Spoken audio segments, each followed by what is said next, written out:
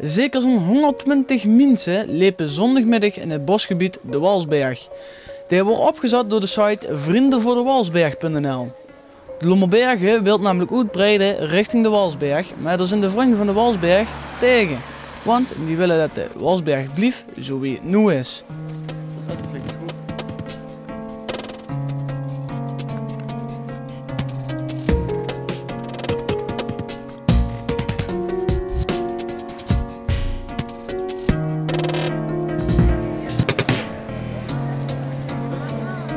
Ja.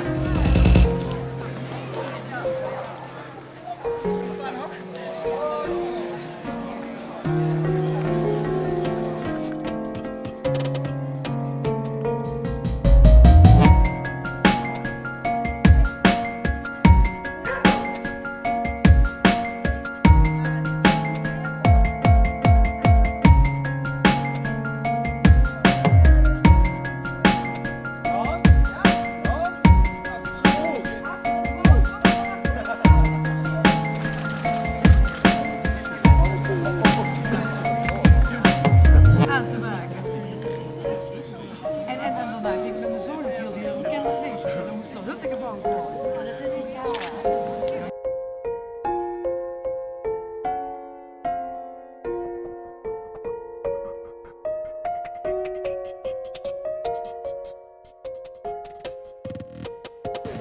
21 februari wordt het bekend of de uitbreiding er komt.